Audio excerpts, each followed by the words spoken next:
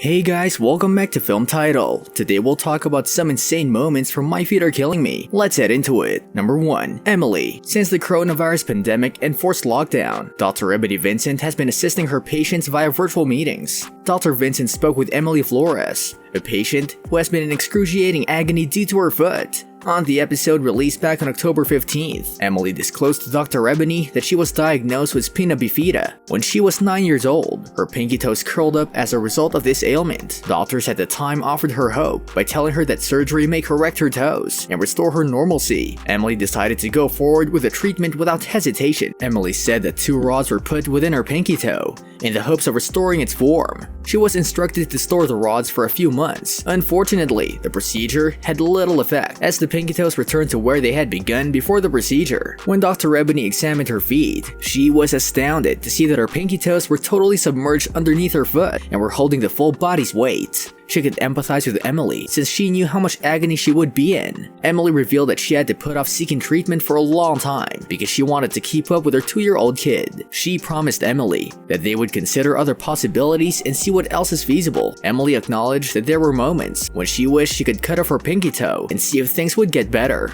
She said that the agony had been terrible, prompting this notion. The amputation, according to Dr. Ebony, would help her get rid of the agony she's been in. She proposed they meet when the lockdown is lifted and begin the procedure from there. Number 2. Jolene. Dr. Sarah Haller appeared on the show this season to assist patients when they are quarantined at home, and Johnny Lay thought her heel cracks may be healed in the most recent episode. Dr. Sarah suspected Lay of having an additional skin cell that were rapidly multiplying.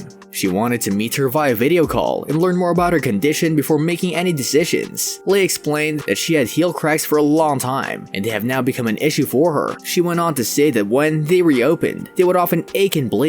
By removing her socks, she offered Dr. Sarah a glimpse of how awful they were. Dr. Sarah was taken aback when she noticed her socks were getting stuck and flakes were falling off from them because her feet were so rough. She states that her heels were in horrible shape due to heel cracks. Lay mentioned that she's a critical responder who enjoys her work. Her employment, on the other hand, required her to be active. Despite utilizing the equipment, Lay's feet would only be smooth for about a week and a half. She admitted that there were instances when she awoke screaming because her bed was covered in flakes from her heels shattered overnight. To make matters worse, her feet would occasionally develop large fissures. Lay said that she utilized super glue to keep them together in these situations. Despite Lay's severe case of heel cracks, Dr. Sarah promised her that it could be cured. She instructs Lay to apply a special lotion to her feet while covering them in a cloth to absorb the moisture. Lay agreed to give it a shot and report back to Dr. Sarah once the lockdown was lifted. Number 3. Gabrielle. In Orange County, California, Dr. Ebony is a highly skilled foot and ankle surgeon. She specializes in minimally invasive surgical procedures, corrective and reconstructive foot and ankle surgery, diabetic limb salvage, pediatric foot disorders, and sports medicine, and has a lot of expertise in treating foot and ankle disorders. Dr. Brett, on the other hand, has worked with a variety of departments: surgery, orthopedics, wound care, podiatric medicine, diagnostics, physical therapy, and imaging are just a few of them. While participating in the show and meeting patients, the two teamed together to eradicate the stigma about foot ailments. Dr. Ebony was taken aback when she heard this story and sought to comprehend the extent of his suffering. Gabriel disclosed that his twin brother has the same skin issue as him. Unlike Gabriel though, his brother's illness improved over time and he's now well. Gabriel, on the other hand, is unable to claim the same. Dr. Ebony chose to examine his foot to see what it looked like. She was taken aback by the number of blisters on his foot, as well as the fact that he had a club foot. She was quick to notice that he had pseudodactyly, a disorder in which 2 separate toes were fused together in a webbed toe. Dr. Ebony advised Gabriel to take all the necessary precautions and testing before proceeding with the treatment to ensure that they were fully prepared. Gabriel agreed, and the two promised to meet up after the lockdown was lifted. This brings us to the end of our video. I hope you enjoyed it. Hit like if you did, and don't forget to subscribe to our channel so that you don't miss any of our videos in the future. Also, watch the 2 videos that are on your screen because I'm sure you'll love them. With that, I'll see you in the next video.